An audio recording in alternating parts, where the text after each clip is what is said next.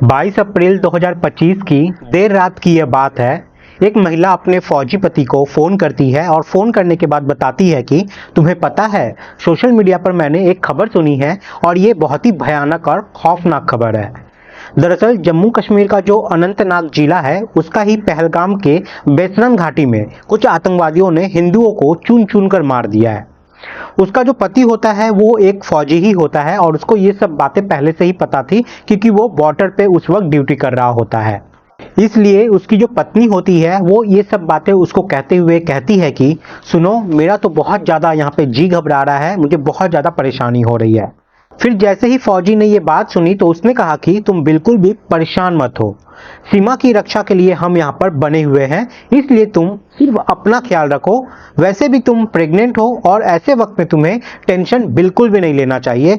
जितनी ज़्यादा हो सके तुम्हें खुश रहना चाहिए, क्योंकि पेट में जो पल रहा बच्चा है, तुम जितनी खुश रहोगी वो भी उतना ज़्यादा खुश रहेगा, तंदुरुस्त रहेगा, स्वस्थ रहेगा। उसके बाद पति पत्नी आपस में फ़ोन पे बात करके फ़ोन को वहाँ पर रख देते हैं। अगला दिन जब आता है, पत्नी अपने पति को फोन लगाने की कोशिश कर रही थी, लेकिन बातचीत यहाँ पर नहीं हो पाती है।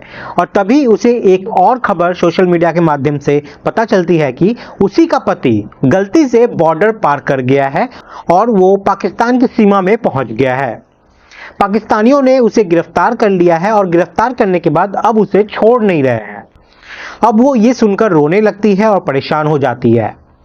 आज की इस कहानी के माध्यम से ये जानने की समझने की कोशिश करते हैं कि आखिरकार पूरा मामला क्या है। नमस्कार, मैं मुकेश। आज की जो सच्ची घटना मैं आपको सुनाने जा रहा हूँ, ये सच्ची घटना है 23 अप्रैल 2025 की सुबह पंजाब की। पंजाब प्रांत का ही एक जिला लगता है फिरोजपुर, और फिरोजपुर जिले का एक इलाका है ममदोद सेक्टर। दरअसल भारत पाकिस्तान का ये बॉर्डर है और कुछ किसान कंबाइन मशीन ले जाने के बाद अपने गेहूं की कटाई करने के लिए जा रहे थे। जैसे ही किसान अपनी खेती की कटाई करने के लिए जा रहे थे तो उनकी सुरक्षा के लिए बीएसएफ के 2 जवान लगे हुए थे और बीएसएफ के जवान भी उनके साथ जाते हैं। इसी बीच में 2 जो जवान होते हैं उनमें से एक की अचानक से तबीयत खराब हो जाती है, जिसका नाम होता है पीके साहू।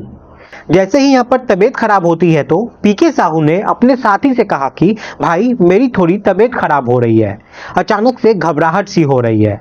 फिर जब दूसरे जवान ने ये बात इसकी सुनी तो उसने कहा कि तुम एक काम करो, पास में ही वो पेड़ है, पेड़ की छांव में जाकर थोड़ी देर के लिए लेट जाओ, आराम करो, और तब तक मैं क्या करता हूँ कि इन किसानों की हिफाजत करता हूँ। जब तुम्हें तसल्ली हो जाए, ठीक लगे तो वापस आ जाना। अब जो पीके साहू होता है उसके पास एक राइफल होती है, वो वर्दी में होता है, और पानी का एक बॉटल उसके पास होता है। फिर पीके साहू आराम से जाता है और पेड़ की छांव में पहुंच जाता है, और वहां जाने के बाद वो जमीन पे अपना सारा सामान रख देता है और वहां पेड़ के नीचे वो आराम करने लगता है।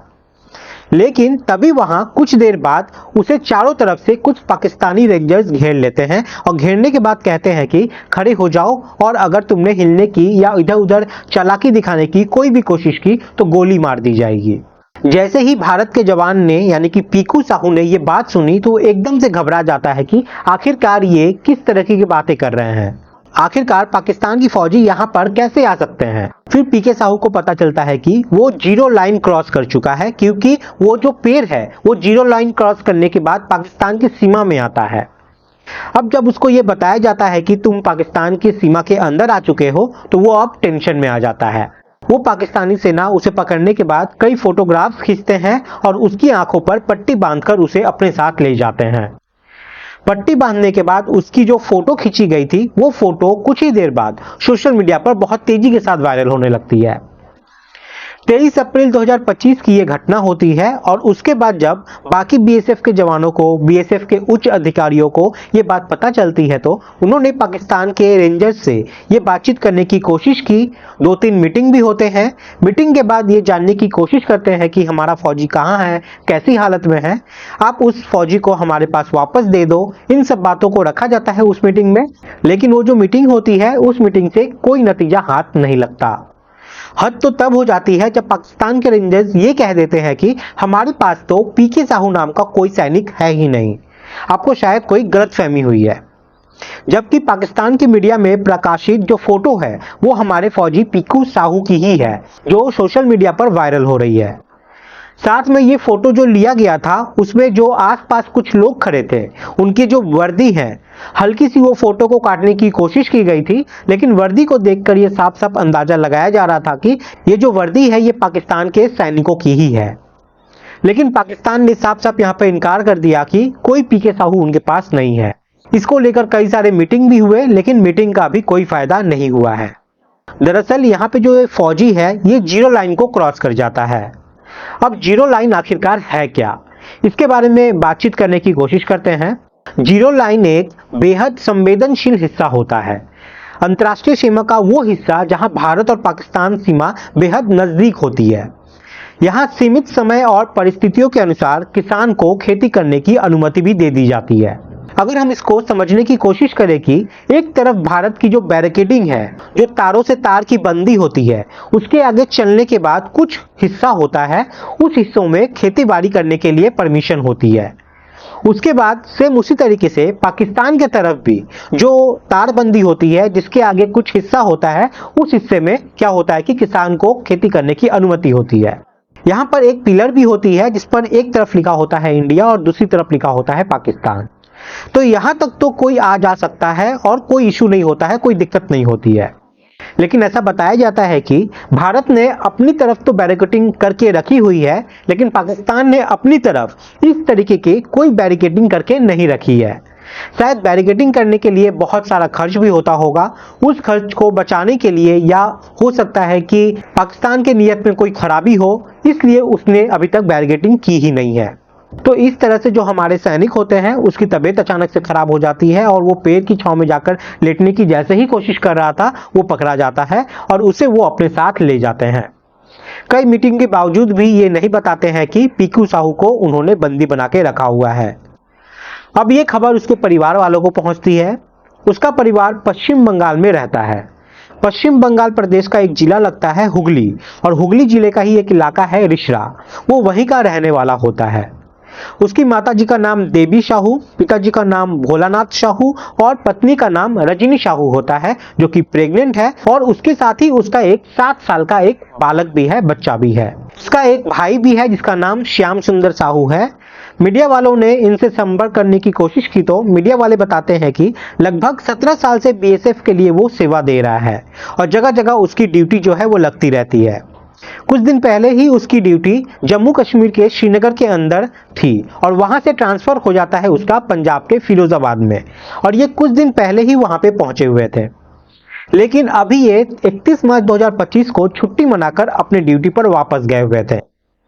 ये बात भारत के जो बीएसएफ के उच्च अधिकारी होते हैं, जब पाकिस्तान के रेंजर्स के साथ मीटिंग होती है तो ये बात साफ साफ उन्हें बताई जाती है कि ये जो हमारा सैनिक है, अभी हाल ही में इसकी पोस्टिंग हुई है, इसको इस बात की जानकारी शायद नहीं रही होगी, लेकिन पाकिस्तान है कि इस बात को सुनने को तैयार ही नहीं है। बीएसएफ के डीजी आईपीएस दलजीत चौधरी ने केंद्रीय गृह सचिव गोविंद मोहन से बातचीत भी की है और इस मुद्दे को उच्च स्तर पे उठाने की कोशिश भी की है, ताकि जो फौजी है वो अपने परिवार के पास सकुशल आ सके। लेकिन जब से 22 अप्रैल 2025 को कश्मीर के पहलगाम की जो बेसरंग घाटी है, वहां पे जिस तरह से आतंकवादियों ने हिंदुओं को चुन चुन कर मारा है, इससे भारत और पाकिस्तान के बीच में जो आपसी संबंध है वो पूरी तरीके से खराब स्थिति में पहुंच गए हैं। इसके पीछे की बड़ी वजह यह भी है कि भारत सरकार ने 5 बड़े फैसले लिए हैं इसको लेकर। पहला फैसला है पाकिस्तान सीमा पर आतंकवाद का समर्थन रोकने तक 1960 की जल सिंधु ट्रीटी को स्थगित कर दिया गया है, जिससे पाकिस्तान में हाहाकार की स्थिति पैदा हो सकती है, फसलों के उत्पादन में गिरावट आ सकती है, बिजली के उत्पादन बंद हो सकते हैं। दूसरा फैसला है अटारी बागा चेक पोस्ट को तुरंत प्रभाव से बंद कर दिया गया है, जिससे खनिज पदार्थ का इंपोर्ट एक्सपोर्ट इस रास्ते से बंद हो जाएगा। बताया जाता है कि हर साल लगभग 3,886 करोड़ रुपए का जो व्यापार है वो प्रभावित हो सकता है इससे, और इससे कहीं ना कहीं पाकिस्तान की कमर जरूर टूटेगी। तीसरा फैसला है कि पाकिस्तान नागरिकों को अब वीजा नहीं दिया जाएगा और पहले से जारी किए गए सारे वीजा को रद्द भी कर दिया गया है, और पहले से मौजूद पाकिस्तानी नागरिकों को अगले 48 घंटों के भीतर भारत छोड़ने का आदेश भी दिया गया है। चौथा फैसला है दिल्ली स्थित पाकिस्तानी उच्च उद्योग में तैनात रक्षा और सैन्य सलाहकारों को 1 हफ्ते के अंदर भारत छोड़ने का आदेश भी दिया गया है। पांचवा बड़ा फैसला है दोनों उच्च आयोगों में कर्मचारियों की संख्या 55 से घटकर 30 करने का फैसला लिया गया है।